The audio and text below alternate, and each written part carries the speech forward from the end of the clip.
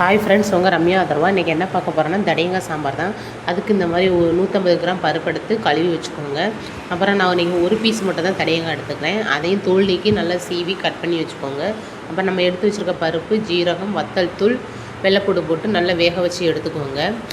அதுக்கப்புறம் நம்ம கட் பண்ணி வச்சுருக்க தடியங்காய் வந்து நல்லா கட் பண்ணி தண்ணிக்குள்ளே போட்டு வச்சுக்கோங்க. அப்போ தான் கலர் மாறாமல் இருக்கும். அதுக்கப்புறம் இந்த குழம்புக்கு தேவையான வெங்காயம், தக்காளி, நான் பூண்டு போட்டு வேக வைக்கல, அதனால் இது 2 பல்லு பூண்டு எல்லாம் கட் பண்ணி வச்சுருக்கேன். அப்புறம் ஒரு பேனில் எண்ணெய் ஊற்றி கடுகு, ஜீரகம், 2-3 வெந்தயம், வெங்காயம், தக்காளி, கருவேப்பிலை போட்டு நல்லா சுருளை வதக்கிக்கோங்க. அதுக்கப்புறம் நம்ம கட் பண்ணி வச்சுருக்க தடியங்காவை போட்டு நல்லா வதக்குங்க. லைட்டாக மஞ்சத்தூள் போட்டுக்கோங்க. காய் வதக்கும் போது போட்டு நல்லா வதக்கிட்டு, அதுக்கப்புறம் வீட்டு குழம்பு தூள் இருக்குது பார்த்திங்களா, அது கொஞ்சம் போட்டு நல்லா தண்ணி ஊற்றி நல்லா காய் வேகிற அளவுக்கு நல்லா வேக விடுங்க. நல்லா சலசலன்னு வெந்துடும். வெந்ததுக்கப்புறம் ஒரு துண்டு புளி கரைசல் ஊற்றிட்டு நல்லா நம்ம வேக வச்ச பருப்பையும் தூக்கி ஊற்றிடுங்க.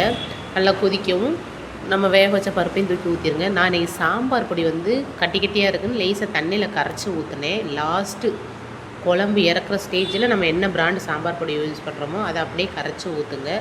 டுடே தடியங்காய் சாம்பார் ரெடி.